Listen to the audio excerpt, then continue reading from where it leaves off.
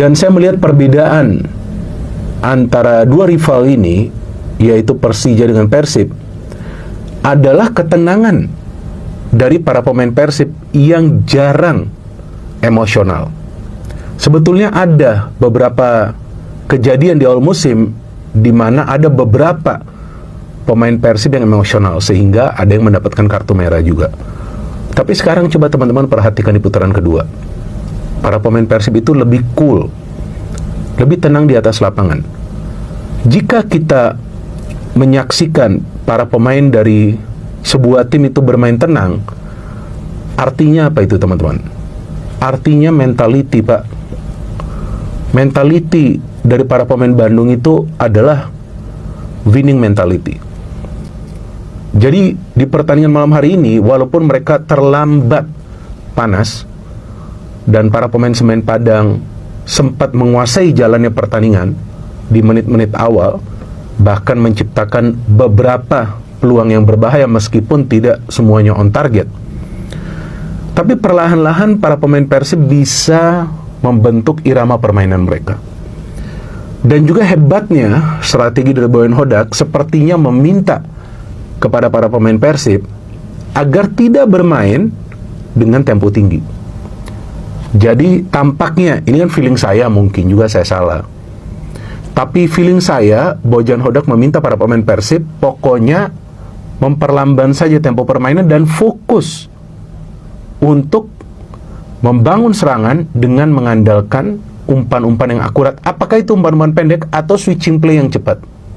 Dan ternyata itu berhasil dilakukan oleh para pemain Persib. Persib adalah tim yang paling sedikit kemasukan gol dari 26 pertandingan, cuma 14 gol, Pak. Emangnya gampang? Jadi ini sudah kelihatan Persib itu membangun kekuatan di belakang, kemudian di tengah, baru ke depan. Jadi mereka pikir dulu bagaimana menyulitkan para pemain tim lawan itu mencetak gol.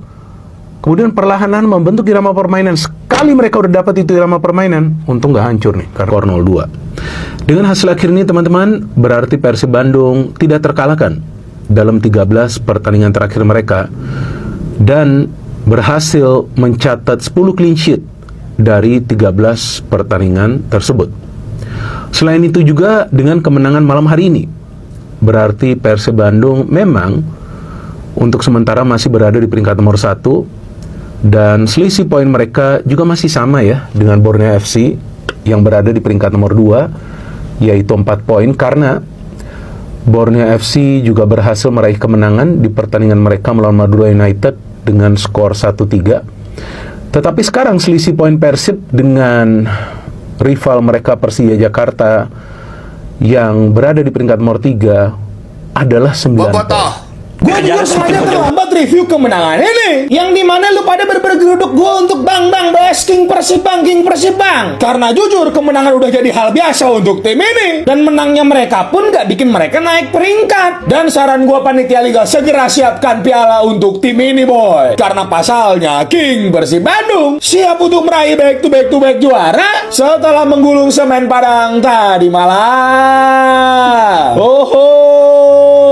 Mohon maaf keterlambatannya ya King ya, emang tim jago tuh harus datangnya belakangan nih. Apa aja yang kita perlu highlight dari pertandingan tadi malam? Mari kita bahas boy. Pertama kita harus apresiasi dulu terkait dengan rumput di Gelora Haji Agus Salim boy. Iko rumput di Kampung Den kok rancak banda kok, lebih rancak dari GBLA ataupun apa tuh JIS, dan membuat sirkulasi bola itu benar-benar jauh lebih fluid, membuat dua tim ini benar-benar bisa mengembangkan permainan. 10-15 menit pertama Semen Padang justru lebih mendominasi jalannya pertandingan, dan ini adalah alarm untuk Persib Bandung. Gak boleh ngasih peluang-peluang setengah bola gitu, gak boleh. Beruntung itu pemain depan Semen Padang kakinya jempol semua itu. Dan berkali-kali gue udah bilang, Tom Haye ini lebih efektif ketika dia bermain lebih ke dalam, yang artinya ketika dia pegang bola pertama, dia langsung menghadap ke arah gawang, dibandingkan dengan ketika dia main di nomor 10. Dan kembalinya Mark Klok di starting lineup, itu membuat kombinasi antara Klok, Haye dan juga Adam Alis itu benar-benar mengalir bos. Tapi walaupun Semen Padang ini mendominasi, somehow gue gak paham Persib ini bisa ambil secercik peluang yang sangat klinis bisa dimanfaatkan oleh seorang Ramon. Ini si El Gundal Gandul ini kalau dikasih bola-bola mateng begini berbahaya bos.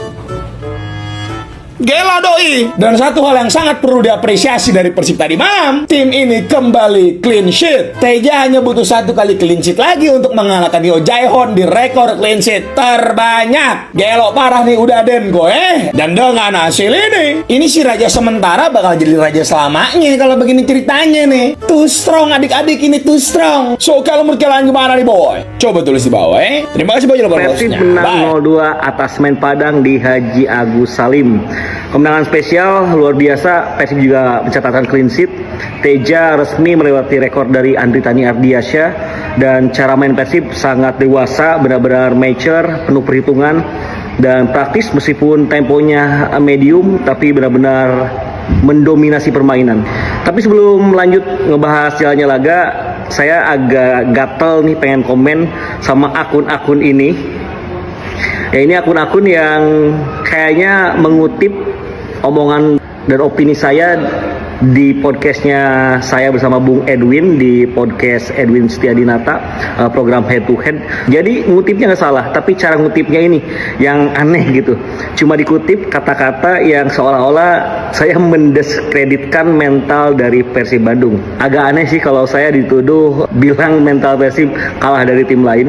Padahal yang saya utarakan di podcast tersebut adalah kejadian-kejadian lama sebelum Bojan Hodak melatih Persib, dan setelah Bojan di Persib ada mental juara yang benar-benar bisa diterapkan oleh Bojan ke skuad.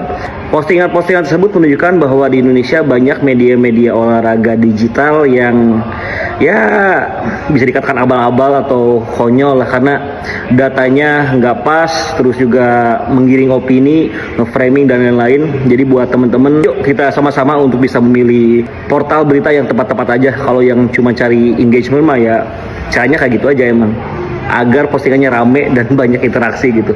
Dan terlihat Persib di musim ini benar-benar bisa dikatakan flawless, luar biasa. Tadi pun cara mainnya melawan Padang memang ya seperti biasa, nggak terlalu agresif menyerang, tapi kita juga ngelihat bagaimana Padang sulit untuk bisa mendapatkan big chances. Sebenarnya nggak banyak yang bisa kita bahas karena ya dengan segala hormat untuk fan Padang, Persib benar-benar secara kualitas jauh di atas, kedalaman skuad, approach taktik dan eksekusi di lapangan juga matang. Tapi respect Semen Padang, tampilnya juga Spartan, supporternya juga full, bisa memeriahkan jalannya pertandingan.